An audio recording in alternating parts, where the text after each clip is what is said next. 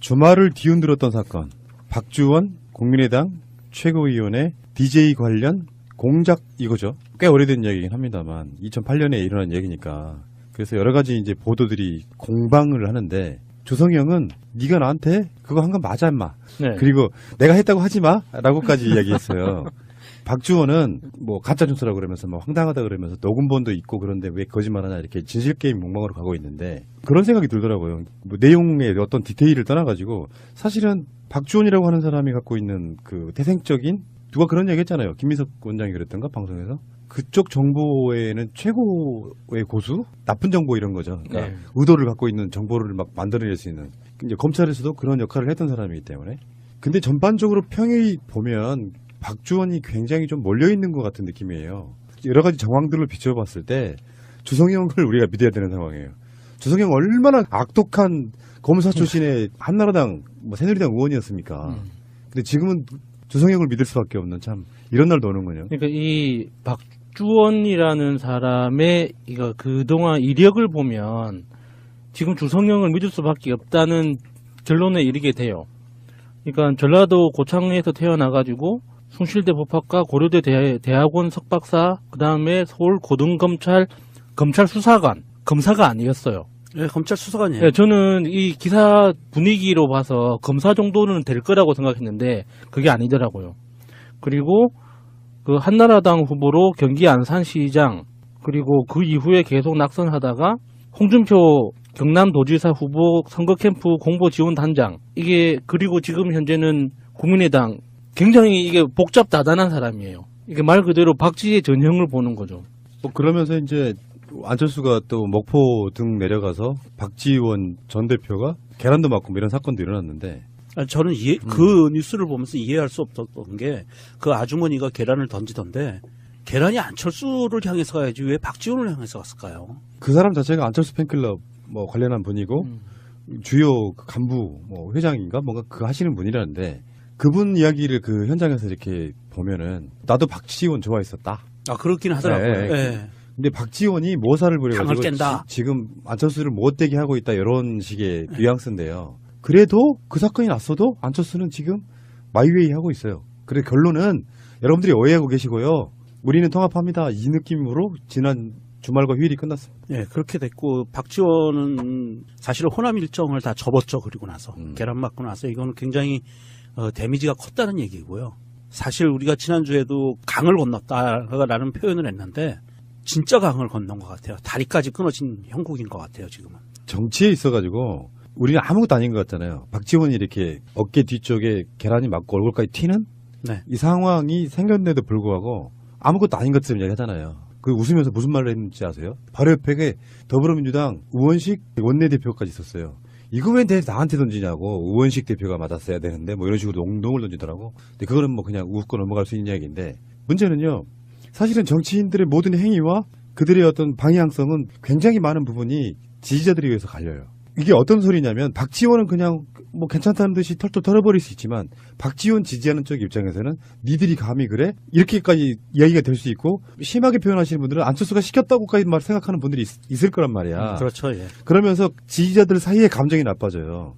그러니까 정치인들끼리는 자기들이 필요에 의해서 막 험한 말 주고받다가도 바로 그 다음날 만나서 웃고 그러잖아요. 네. 근데 지지자들끼리 이런 상태가 놓이게 되면 훨씬 시민적 분당이 빨라집니다. 계란이라고 하는 그 행위 하나 자체가 아니 왜 박지원 전 대표가 맞지? 안철수 새끼가 맞아야지? 그러면서 감정들이 막 찢어지기 시작하면 결국은 찢어지는 거예요. 정치라는 게 그렇더라고요. 그 자리가 사실은 김대중 마라톤 대회 자리였는데 그 자리에 안철수, 우원식 그다음에 박지원 이렇게 앉았고요. 그 옆에 앉지 않고 서 있었어요. 김홍걸 위원장도 있었어요. 바로 옆에. 예. 그런 상황에서 그 계란을 맞았다는 거는 아마 심리적으로 충격이 좀 많았을 거예요. 왜냐하면 이 정치인으로서 자기들 본인들의 국민의당 지지자들만 있는 어떤 전당대회 같은 데서 맞았으면 데미지가 약했을 거예요.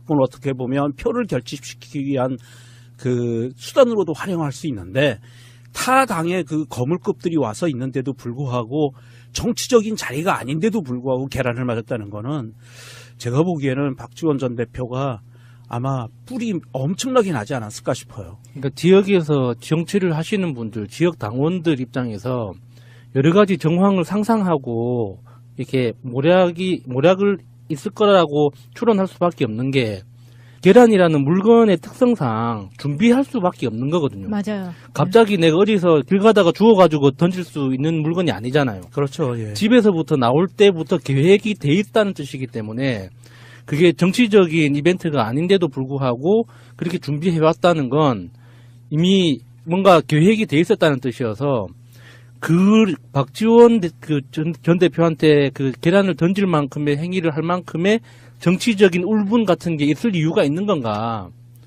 그 여러 가지 상상을 할 수밖에 없게 만들죠, 지금 이게. 박지원 전 대표가 그걸 맞았을 때 굉장히 많은 사람들이 황당해했어요. 왜 박지원한테 맞지? 맞아도 안철수가 맞아야지. 미리 예고를 했잖아, 박지원이. 그런 사태가 벌어질 가능성이 네, 있으니까 네, 가지 말라고. 네. 근데 그 말 한 사람이 맞아. 이런 상태가 되면은 심리적으로 굉장히 격앙될 수밖에 없죠. 그럼 오히려 내가 맞은 게 다행이라고 이야기를 하면서 좀 대인배의 모습을 보여줬지만. 그렇게 하는 게 맞아요. 네. 박지원 입장에서는 내가 이걸 맞았으니까 안철수 뭐 XX 이렇게 해버리는 순간에 그 모든 당의 깨짐에 책임이 박지원에게 갑니다. 그러니까 박지원은 참는다는 걸 보여줘야 되는 상태이라고 보는데. 그리고 박지원은 그래서 그날 이후에 일정을 모두 취소했거든요. 근데 안철수는 그 이후에 일정을 또 다 소화를 했어요. 그러니까 그런 거를 보면은 되게 또 얄밉다는 거죠.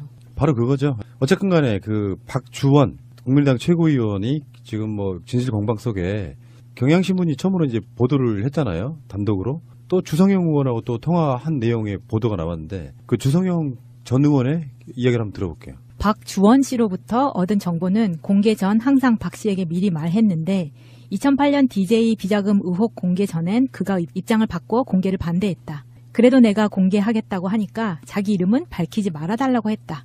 이 일로 검찰 조사를 받았을 때 검찰은 이미 박주원이 제보자인 것을 아는 눈치였다. 하지만 내 입으로 발설할 수 없어 함구했더니 점점 상황이 불리해졌고 결국 2010년 비리 혐의로 구속된 당시 박주원 안산시장을 교도소로 찾아가 사정을 말한 후 검찰에 제보자를 밝혔다.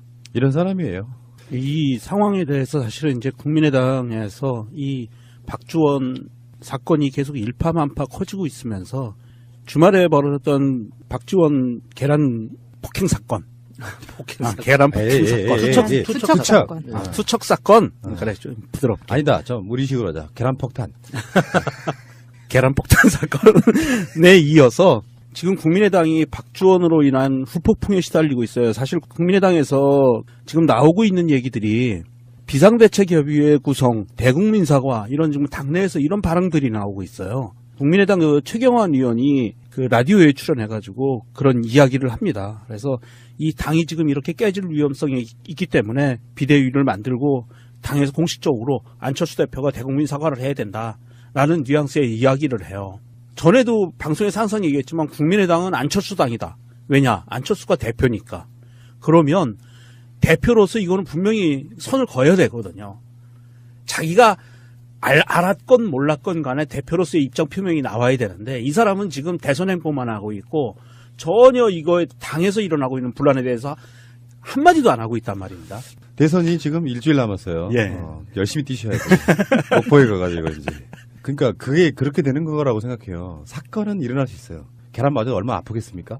상징을 두고 있는 건데 그 상징에 대해서 안철수 개이고 박주원은 그리고 안철수 개가 아니라도 도의적인 책임으로 DJ 정신을 계승한다고까지 이야기해왔던 사람이기 때문에 여기서 이제 박주원의 사건과 계란 투척 사건들이 버무려지면서 태도 문제로 저는 결국은 분당 결정될 거라고 봐요. 그러니까 거기에 대해서 충분하게 사과를 한다라든지 상대방의 입장을 받아준다라든지 이 과정이 없이 뭐 맞을 수도 있지만 나는 계속 간다 이런 방식과 저쪽 반대쪽에서 왜 사과 안 해 이 새끼야 이런 식으로 가다 보면 결국은 그게 계란 하나가 주는 국민의당의 분당도 상당히 가시화될 수 있는 부분이 있어요. 아무것도 아닌 것 같지만. 아마도 이번 주나 다음 주쯤에 여론조사가 나오면 호남 지역에서 국민의당 지지율이 아마 1%나 나올까 말까 하게 될 것 같아요.